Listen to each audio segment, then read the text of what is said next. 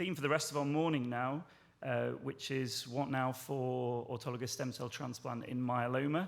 So the following 3 speakers are going to solve this problem for us, or the following 4 speakers. And then at the end of the morning, we've got a panel discussion and a Q&A as well. So if we don't get time to get to all of the questions, we will hopefully come to them at the panel discussion at the end. So first of all, I'm going to introduce Dr. Kirsty Cuthill. She's a consultant hematologist at King's College Hospital with an interest in myeloma, Waldenstrom's, and monoclonal gammopathy of dermatological significance. Kirsty's a member of the UK Myeloma Research Alliance and the Waldenstrom's UK Clinical Advisory Group, and she contributed to the BSH guidance on diagnosis and management of myeloma. And Kirsty's going to help us know whether we should use 4-drug induction with transplant and LEN or DRD for our older transplant-eligible patients. Thanks, Kirsty. Thank you.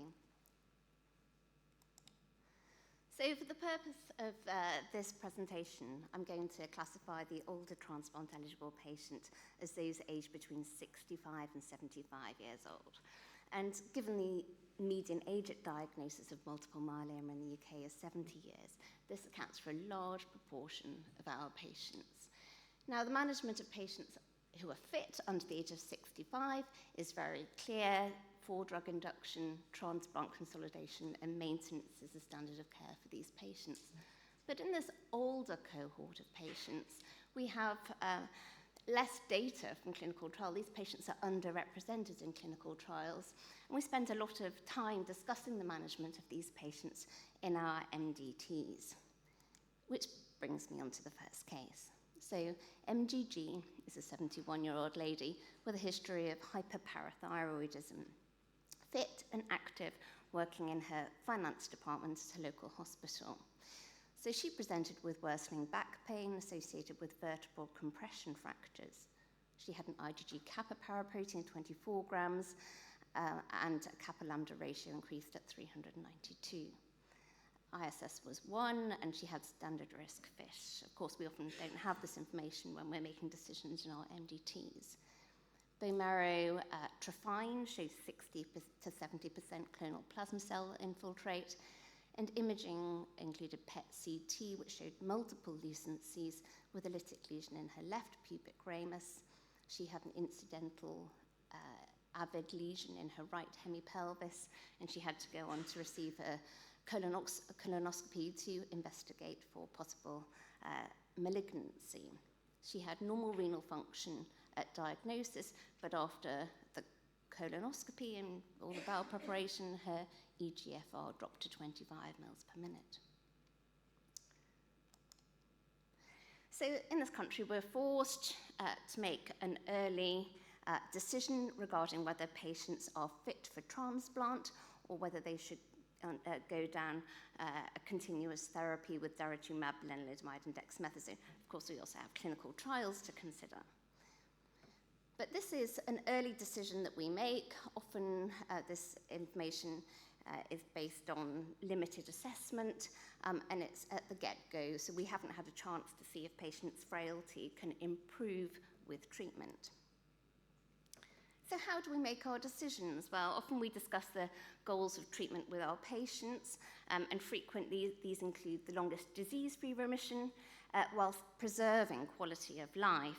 Other considerations include patient-specific. We consider age, frailty, comorbidities, which include cardiac and renal function, ultimately deciding early whether a patient is fit for transplant. And then, of course, there are disease-specific considerations, including ISS stage and the presence of high risk of cytogenetics. So let's have a look at the data from the 2 pivotal trials, starting with Cassiopeia, which looked at dara-VTD induction, transplant, consolidation, and maintenance actually with daratumumab in the study. So in the first part, over 1,000 transplant-eligible patients were randomized to dara, Velcade, thalidomide, and dexamethasone versus VTD and transplant, with the primary endpoint of stringent CR at 100 days post-transplant. And part 2 looked at the impact of maintenance. What is important is to consider that this trial only looked at patients aged 18 to 65, which is typical for transplant-eligible studies. The median age of patients was 59. These were very fit patients with an ECOG performance status of 0 to 2, good bone marrow function, good renal function of greater than 40 mils per minute, and the main exclusion was peripheral neuropathy. 15% of these patients had advanced stage disease, and 15% had high-risk FISH, as defined by the presence of 17p deletion and translocation 414. So this slide has mysteriously disappeared, but this was a consort diagram which showed the attrition of numbers of patients at various stages of the study. My point was that 14% of patients didn't make it to maintenance, and half of those didn't proceed because of treatment-emergent adverse events, despite being a highly selected young population of patients. So looking at responses, at day 100 post-transplant and at best response, you can see that patients who received Dara-VTD had really impressive deep remissions. You can see that almost 30% achieved stringent CR at day 100, increasing to 43% at best response. And within that complete remission category, patients achieving MRD accounted for 34%.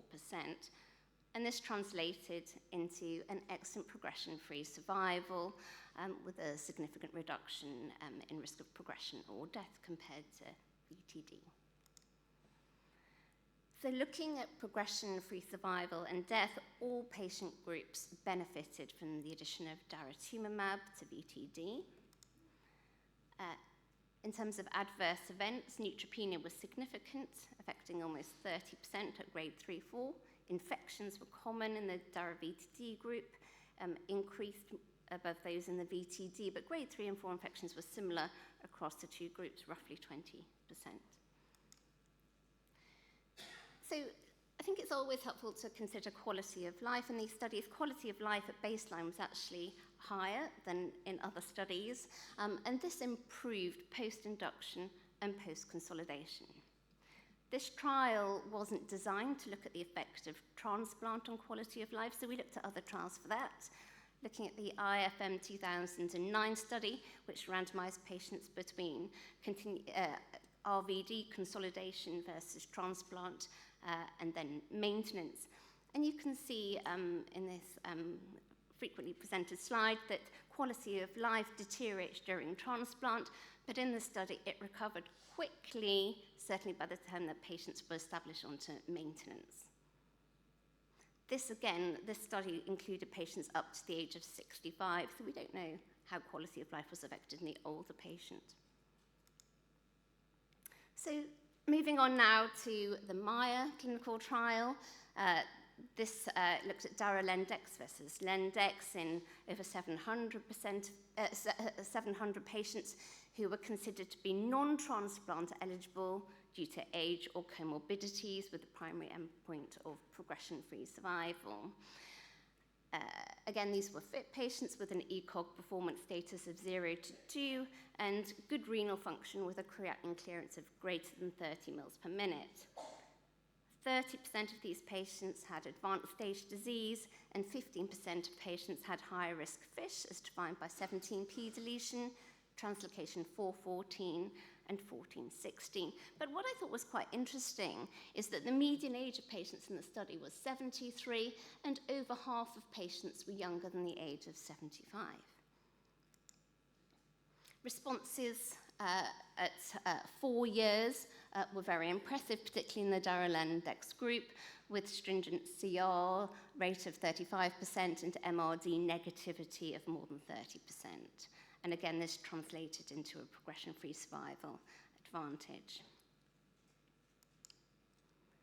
And this pooled analysis reported by San Miguel et al., they showed that progression-free survival was prolonged in patients with sustained MRD measured at 12 months, compared with those who didn't achieve sustained MRD negativity or who those remained MRD positive.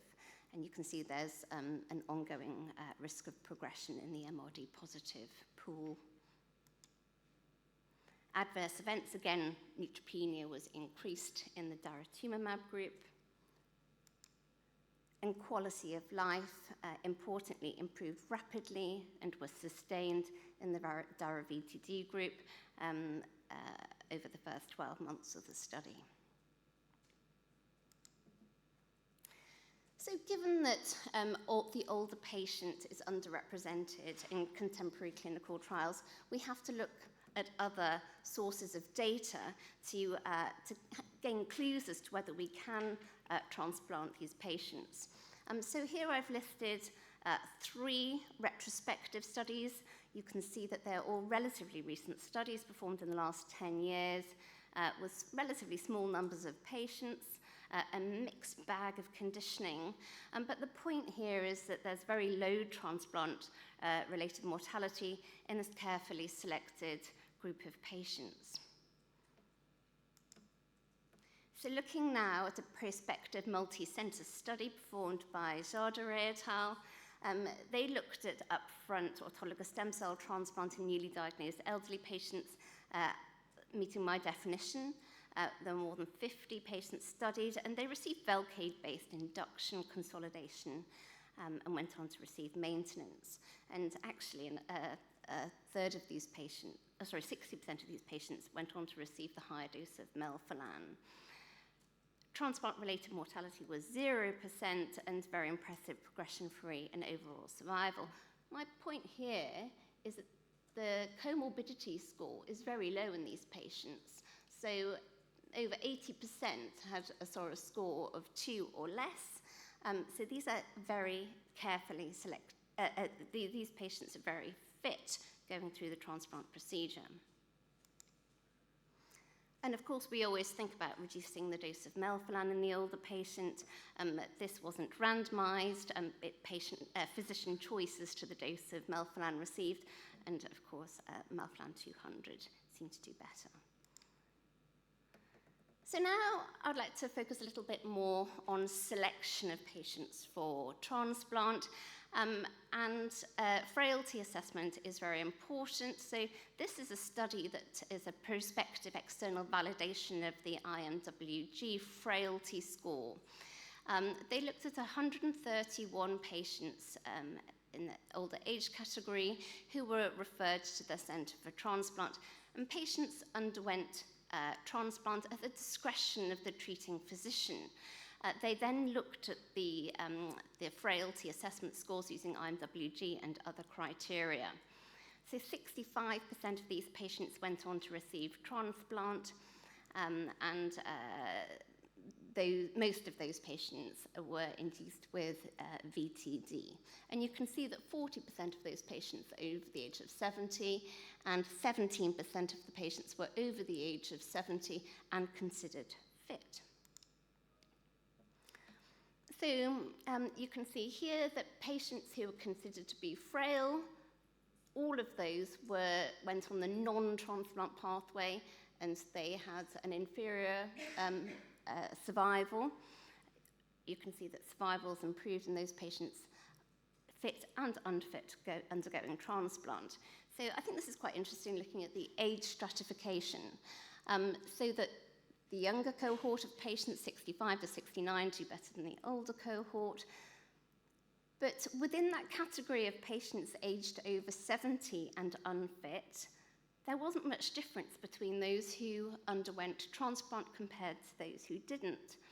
And the authors concluded that actually the IMWG frailty assessment is important at identifying those patients over the age of 70 considered unfit who wouldn't necessarily benefit from undergoing the transplant.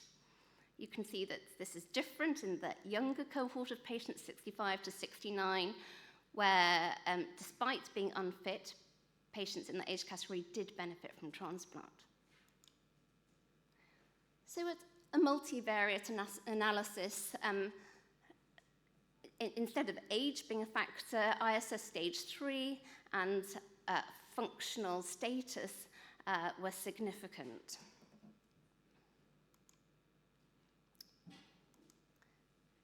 So frailty assessment is absolutely key in selecting our patients in the older category for transplant, but frailty assessment is not straightforward. Frailty is dynamic. it can change.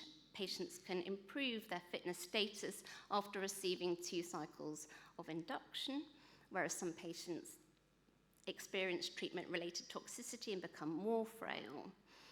And you can see over time how patients move from one category to another. So when should we assess frailty? Should we assess frailty at diagnosis, or should we defer our frailty assessment for transplant purposes until patients have received at least a couple of cycles of treatment, or should we assess the frailty pre-transplant? And how should we assess it? We currently use the IMWG criteria, but there are other frailty assessments undergoing investigation, including gait speed, grip strength, and a multitude of wearable technologies, and perhaps in the future these will include biomarkers. So changing tact ever so slightly now, I'm just going to chat a little bit about renal impairment. Of course, renal impairment is common at diagnosis, affecting 20 to 30% of patients. And those patients have a reduced overall survival compared to those with adequate renal function. So should we be transplanting these patients? Well, I'll start by presenting some nice data. I'm sorry, it's actually quite small. This is a retrospective analysis of patients transplanted at King's, and you can see that these included patients with a GFR of under 30 with and without dialysis. Melphalan was reduced to 140 in all but one of those patients, and in half of those patients with a GFR between 30 and 60. The conclusions here were that very few patients with advanced renal disease showed a worsening of their renal function through transplant, and no patient commenced dialysis as a consequence of the treatment. Progression-free and overall survival, very importantly, were similar across all EGFR groups. That was a retrospective study, so now looking at a prospective study. This looked at GFR, at patients undergoing transplant with a GFR of less than 40 mils per minute. They included 50 patients who were enrolled post-induction in recent years. Patients with AL amyloid weren't studied. 31% were on dialysis at diagnosis and 12% at the time of transplant. This was a younger cohort of patients with a median age of 56 years and relatively fit. All patients received Melphalan 140 conditioning. They all had a stem cell dose of at least 3 million cells and received prophylaxis with antibiotics and antivirals. And there was only one episode of transplant-related mortality. Renal responses occurred in 2/3, and a third of these patients became dialysis independent.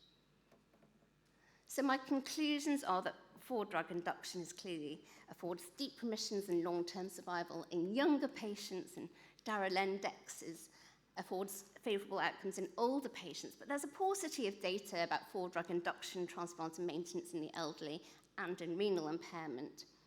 We can see that transplantation is feasible in fit, highly selected older patients, and is safe and effective in patients with renal impairment.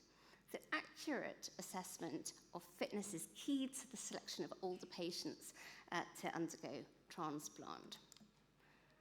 In the future, we can be optimistic that perhaps we'll have permissive treatment algorithms adapted to the fitness of the patient assessed after they've received initial induction cycles.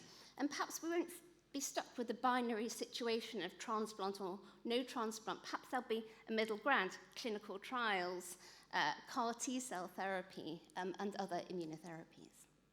So, thank you.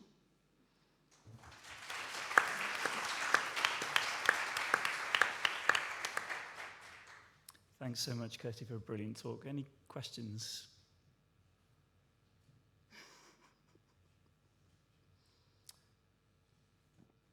Matt, have you got... Just, sorry, 1 second, just for our online... Just the original case that you presented, what did you choose to do in that situation? I knew you would ask that question. Actually, we decided to start, because she was so fit, to start Dara-VTD before the colonoscopies. The patient had started, had consented for the Dara-VTD before she experienced that renal injury. And we have been discussing whether she should stay on that pathway. I personally feel that she's a highly fit patient, that she had some hypercalcemia partly related to hyperparathyroidism, which should recover quickly with induction treatment. But yes, I think there's still Kirsty, could you stand behind the microphone, please? Sorry. Thank you. Okay, thanks. We've got a question online. So would high-risk fish abnormalities push you towards transplant in these on-the-edge cases? I think it does still influence our decision. As I said in my presentation, often we don't have all of the fish available when we're making a treatment decision, and it's something that comes out a little later on. According to those forest plots of responses, the responses are still better with the addition of daratumumab along the both transplant and non-transplant treatment pathways. But I think that if we knew a patient had high-risk fish, that would influence the decision. Okay, any more questions in the room? Okay, great. Thank you very much, Kirsty, for solving that I don't think I did solve it. dilemma for us.